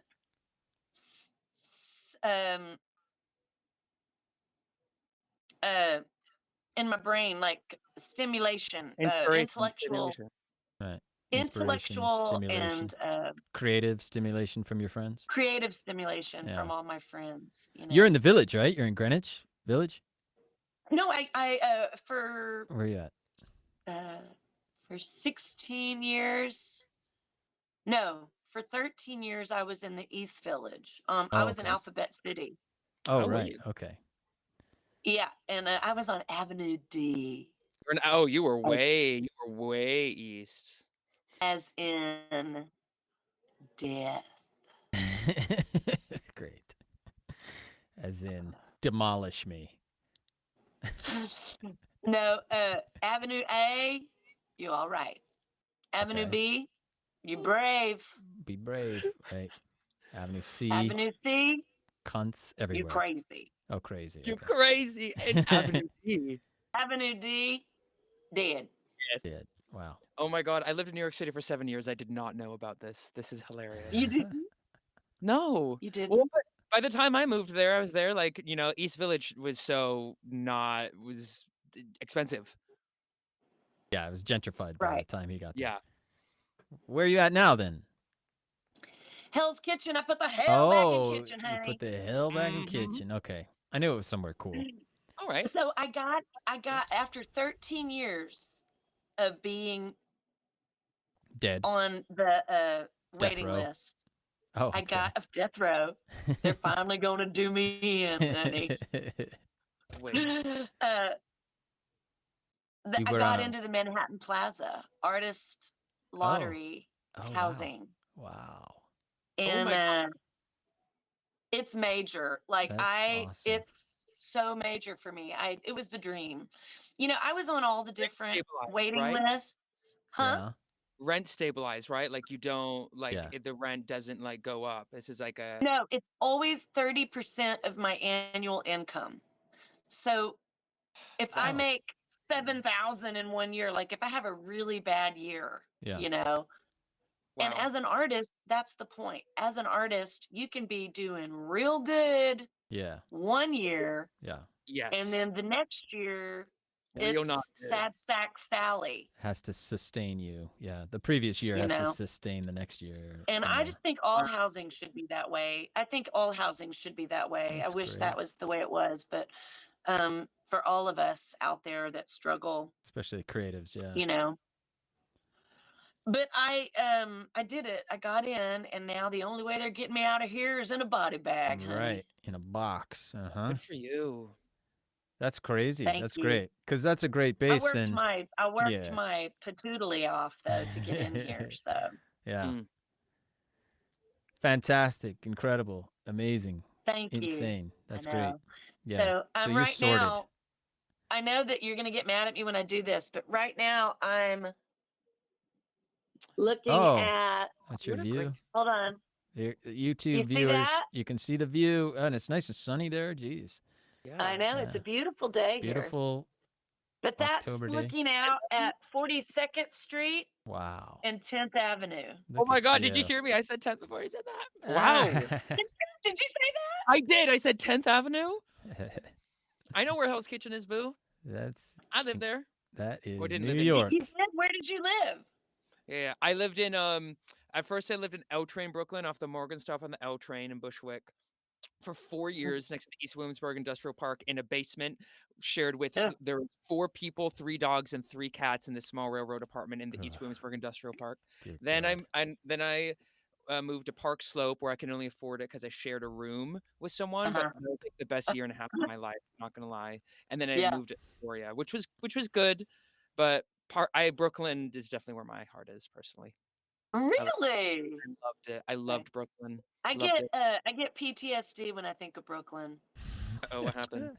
Well, just my first 4 years were I lived in Bed-Stuy, Ah, mm. and that was Your first 4 years, 2006, early 7, 8, 9, 2000s. 10, 6, 7, 8, 9, 10. So 2006 to 2010, and it Rough. was Yeah. rough, Yeah. and I was like, I come from a very diverse town in Texas, which sounds weird to say, but like, everybody lives together, black and white and Latino and, you know, Asian, there's a bunch of mixed cultures where I'm from, Mm. interestingly. And so I come to Bed-Stuy and I'm just like walking, walking down the street. Hello, mister. Hello, ma'am. And they're like, snowflake, Yeah. crackle, and I was Big like, mop of blonde hair. Yeah. and yeah. There, there goes the neighborhood. And I'm like, oh no, but I want to just be happy. And no. Yeah. So when I got the opportunity to move to the East Village, I was like, finally, Yeah. New Wow. York, here I come. That's tough. I mean, that's tough nut to crack, the whole city. And you did It well. was, I did good. Yeah. When And did now you start? Yeah. my friend Daniel Nardicchio, I was going to move about 4 or 5 years ago. I was leaving New York Okay. because I was so broke and I was, kicking the can and Right. just really, I just didn't feel like it was happening. And I was down in the dumps. And I made this big announcement, to all my friends. I'm like, I'm moving, Right. And that's another thing that I've learned. Don't tell people. Don't announce it and have a big party. Don't announce Going away party. things. Yeah. Don't Just announce. go. Yeah. Just go. Yeah. But you didn't I'm go. getting off Facebook. Yeah. getting on This is my Facebook. farewell. You won't see me This anymore. is Yeah. it. Sayonara. And then 2 weeks later, you're back. Back. You're like, I'm back. I back, couldn't live without it. Yeah. That didn't last long. Yeah. Yeah, just do it. Just get off. Don't say anything. Don't make a freaking announcement. It's like what you said, Jay, to be the observer, not the observed. Yeah. Wow. Did Jay say that? You That didn't sounds say that. No. I didn't, but I think you alluded to that. I I appreciate. was gonna say you that's a trying little to- profound for Jay. Yeah. Shut up, Todd. Dear goodness. Huh? Okay, so when did you start finding some real success there in New York with the singing and the performing and actually start like generating income? I mean, looking back instantly when I first got here, and that's what I love about New York is everybody's on foot. People aren't in their cars. Right. New York is small. You can So, mingle. the Small cool and tall. people, when I say the cool people, I mean the people that inspire me Right. and shape who I am. Yeah, they're all in one Debbie place. Harry, Right. Jonathan Coet, who did a film called Tarnation. Oh yeah. These people are accessible.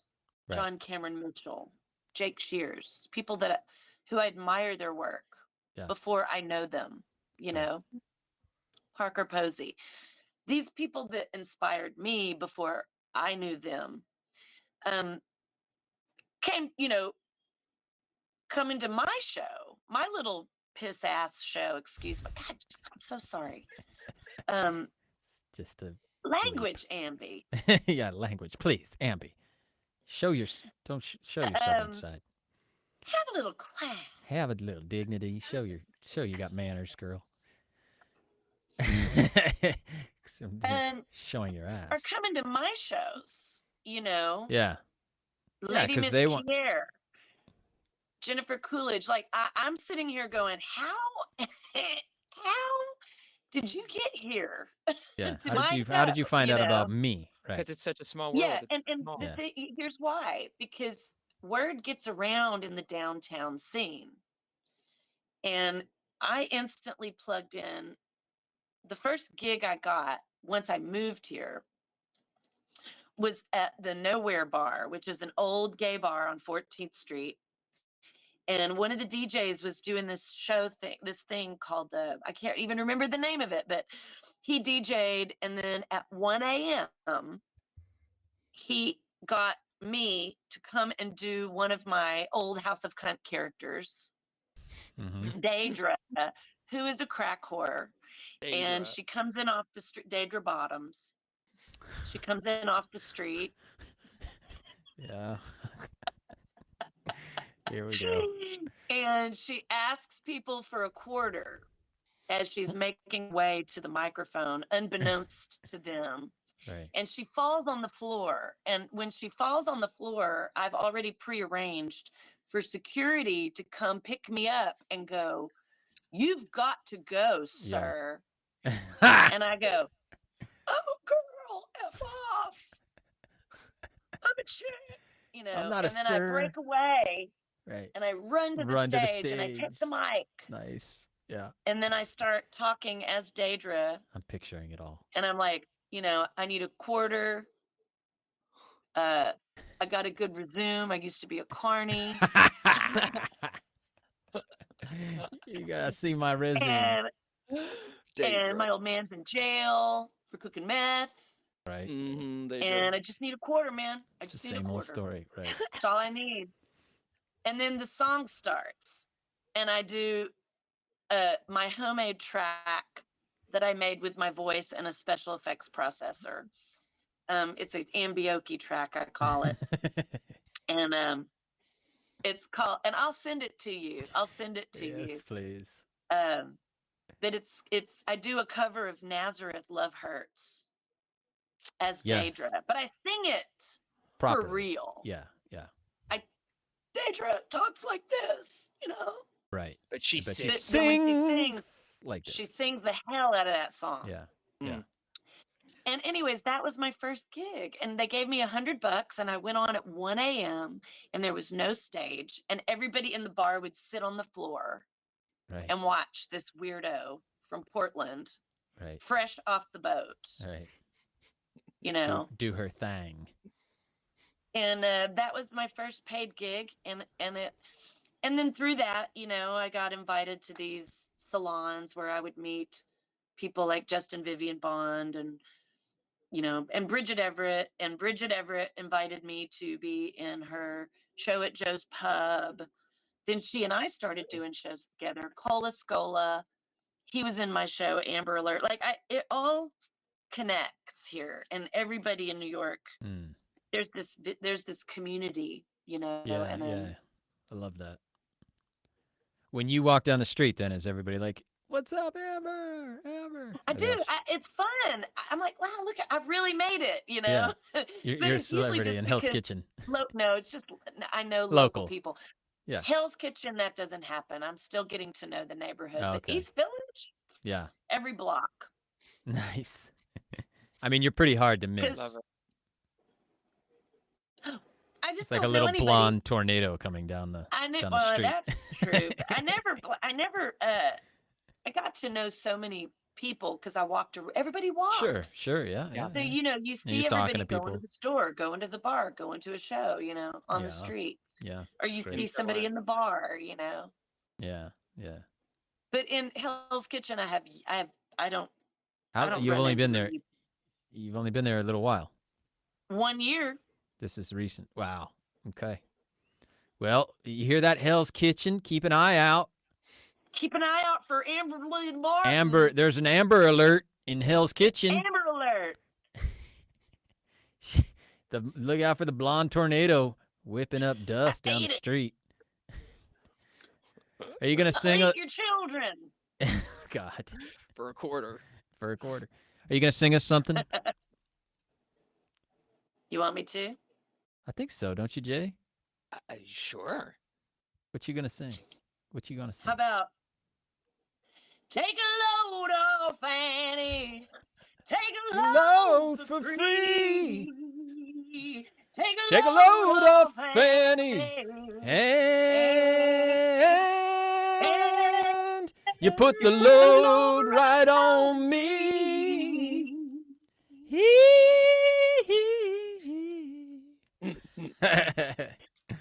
I love it. Amber Martin, it's been an absolute pleasure and Total a delight. pleasure. Is there anything we When didn't do I cover? get to see you guys in the flesh? You get to come back to London, and this time we won't miss each other No. because I can't believe you were here. She told me, "Oh, I was just there." I was like, "What? Well, how did that I happen?" know. I did but it 2 times. 2 times I've been there, and I love it. Are both of you in London? yeah, you're Mhm. talking to London right now. Well, Jay's yeah. actually in London. I moved out a few years ago. I'm a little bit out in the suburbs, but I go into London regular. Londoners, mate, innit? Southeast London geese and me. What got you there? How did you end up there? Acting? Well, Jay certainly came for acting. I moved to Prague in 2000 for what I thought was going to be a short little period of time, and then I ended up 10 years in Prague. Wow. And then I met my ex-wife when we were in Prague, and she got work here in England, and we ended up here, and I've been here for 15 years ever since. I'm British, me.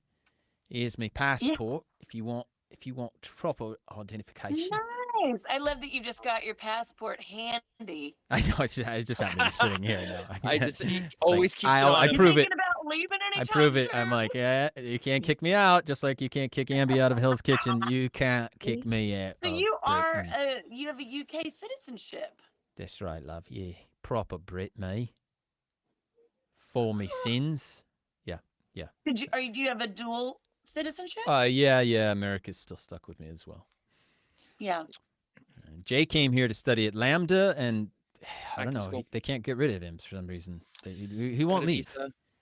Yeah, got a I won't visa. leave. Though I know. next time in New York City, I go and visit. I'll hit you up. I'll Yeah, see. please Hopefully, do. you're Please playing do. a show, and then I'll go see your show. I would love We're to. gonna see Ambi shows. I would love to meet you in the flesh and see Yeah, you same. again. I know. Now, it's been a real quick question decades. for you, Todd. Mm-hmm. Yes, ma'am. What you got? Oh, I took some notes, by the way. The boyfriend's name was Claudio Gutierrez. I remember him being of Hispanic origin, and that bothered But me. he even was he went to high school in 90210. more. Oh, so he's a rich kid, and that's why you Yeah. dated him. You dated him for the He money. was a rich kid and the who wanted to prestige. be a hippie kid. Yeah. That's Oh. funny. And that's not why I was with him. I didn't No, care about his I know. 90210. I know. I just remember there was a boyfriend in the picture. I'll tell you another quick story. was a We won't go into too much detail, but there was a friend I just shared a picture with Ambi, and he had a motorcycle, and he showed me, and he was like, "You should get a motorcycle, dude." He was from Brooklyn, a great guy, but and I go, "I don't know." He goes, "Yeah, man, we could go for a ride and stuff." And I go, "Yeah, it costs money, and I got a car. I don't need." He goes, "Hey, you know Amber Martin?" I was like, "Oh yeah, I love Amber." He's like, "She rides on the back of my motorcycle all the time. She loves it. I get her out all the time on that thing." I was like, "You can get Ambi Martin on your motorcycle?" I went out like the next day and bought this piece of crap, the first motorcycle I could find. And then I was like cruising around, Shut up. and I was like, "Ambi, beep beep. Anybody want to go for a ride with me?" Yeah. It was pretty much the impetus for me buying a motorcycle was the fact that I don't know if you ever did it more than once or twice with Paulie, but yeah. Anyway. So I did. that I do was the remember impression. the one time, but I don't think he and No, not a definitely he lot. and I did not. But this is mess the around. impact you had on men. I don't know if you understood the impact you had on the boys. And then the I fact don't that you had this know. What boyfriend that did you didn't go to know? our university. Huh? You didn't know. No, because you were just this free spirit and you were totally cute and a dancer and you were hot actually and not you still are, Thank but you. back in those days, young. I was gonna say. What do you mean Well, was? What do you mean why don't I were? have an impact now? No, you have even more of an impact, I'm sure. Now. I don't have time. But you don't have time to impact anybody or to allow anybody to impact you, apparently. No time for impact. That's your next album. No time for impact. Okay, when does this album drop? Give us what the. happened? Okay. Oh, you got more notes? Can you tell Oh. me what, or do you want to tell me off? No. the thing what No. happened? Yeah, no, that's something else. No. Tell us Something about the else, right? album. Okay, which is really important. So Yeah, the let's get to record, the. I'm dropping my next single on on November 13th. It's called "I Left My Weed in Texas." Look for it. There's Mhm. 2 singles already out. "Devil Came Down the Dance Floor," co-written by me and Jake Yes, Shears from we the saw a Cinder little bit of it. Sisters. Yeah, And saw a bit. I Want You to Be a Real Man, written by Rufus Wainwright and performed by Rufus and myself, and that's out already. Mm-hmm. And then uh, the album releases. That's "Devil Came Down the Dance Floor" there, Mm-hmm. and the album will drop on November 15th, and Okay. I'm doing a record release show at the Cutting Room in New York City on November 19th. Right. Okay. Love it. I think this episode we said was going to come out right around the same time, right? So we're going to hold this. By the time audiences get hold of this, it'll be like the 12th or something like that, whatever that date Great. was. So everything's going to drop all at once. Yay! I love One it. of these I 3 can't things wait. is going to make you super famous. It's so exciting. I Andy. think it's probably going to be this podcast, but your album might have something to do with it as well. Might be helpful. I really cannot thank you guys enough for letting me be on your Thank you. It's been podcast. super fun. Super fun. Wasn't it, Jay? Yeah. Thank you for coming on. I loved it. Thank This you, is a and it's great very time. nice to meet you. And I will take heed of your wise words, Jay, The ones he Okay, didn't say that you put Of in his my mouth for him? wise words. Yeah, that's right. about each person as an individual, not labeled by their generation. Though I will say, I do still believe that generationally people are different. It is in like the zodiac too, you know, they have like, you know, the planets, right? You have your sun sign, moon sign, rising, and then you have, you know, Yes. Mercury, Venus, but those are all because different, you know, planets farther away from the sun take a longer Mhm. time to go around the sun. So Yep. that's like it's denoting cultural differences, right? Different Yeah. generations. So like Hmm. it is a thing. It's totally a thing. Even the Well, stars. and to be fair, I don't put all my eggs in one basket. I dabble in astrology. I dabble in uh, generational differences. I also consider who raised you. It might not have been your parents. You might have come up in the foster care system. You know, you Facts. might have raised yourself because Jay was you were a raised by latchkey wolves. kid, like in Generation X.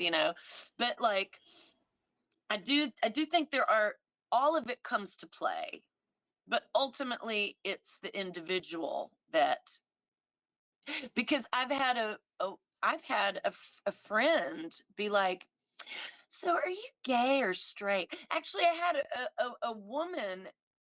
I did this um women only weekend, Hmm. and it was really like heavy in the dykes, who I love me some dykes. I Dyke. love that. Yeah. And it was a women only weekend. So there was, and then I was sitting in the jacuzzi with all these, women, Yep. we moon. And we're all sitting there. I was the only one naked, by the way, in the jacuzzi. And I'm like, Wow. why is nobody naked? What's going Huh. on with you guys? Isn't this a safe space? Yeah. And the head of the festival comes over, Like who actually has a boyfriend. Right.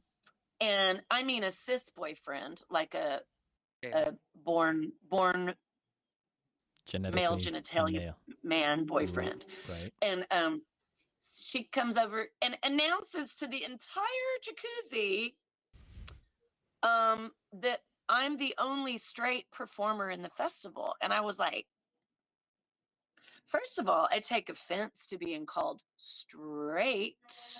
Right. How boring can you get? Right.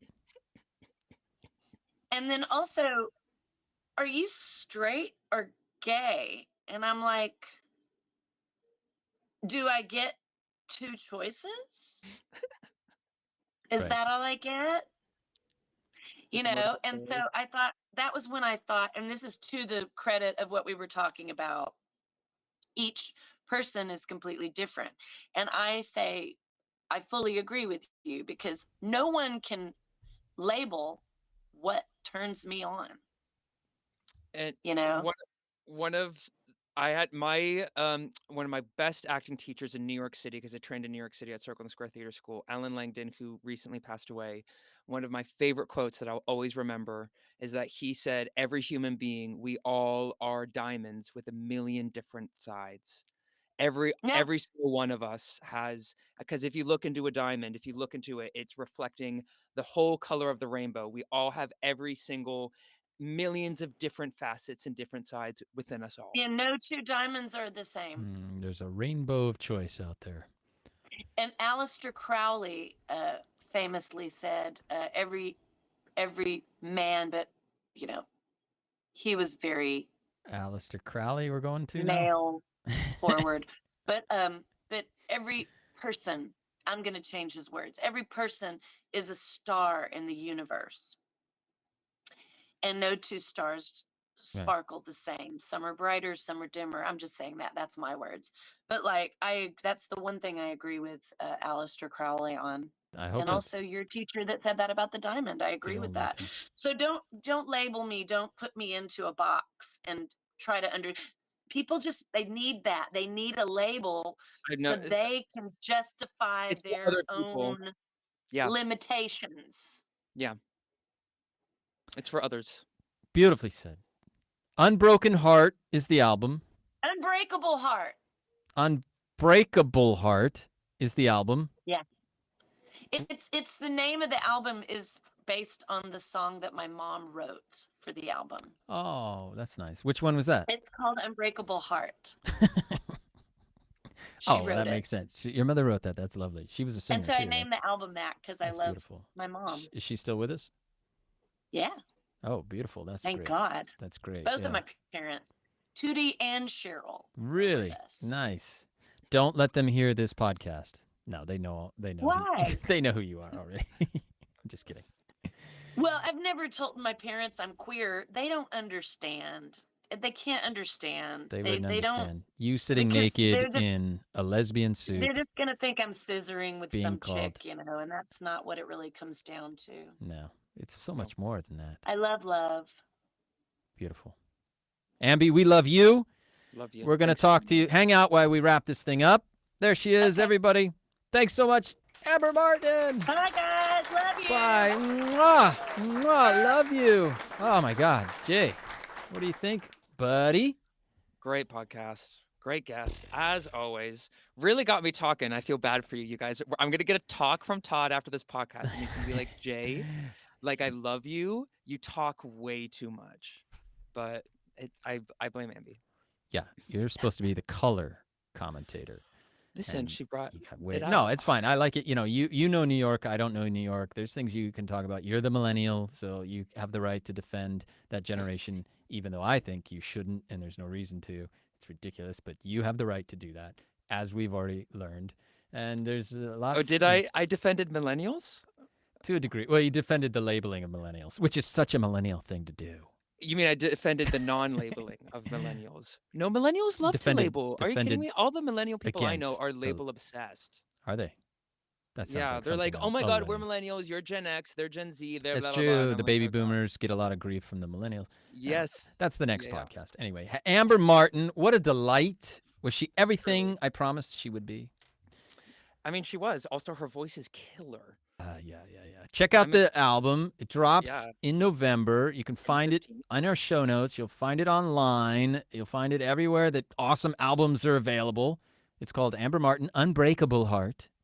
And some great, I mean, just 13. I think it's 13 until, 13 awesome tunes. Whew. All right.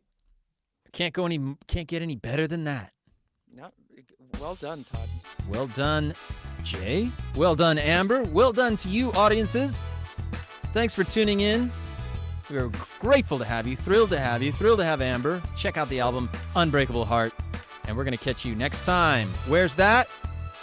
At the Offstage Acting Podcast. The Offstage Acting Podcast. Take care, everybody.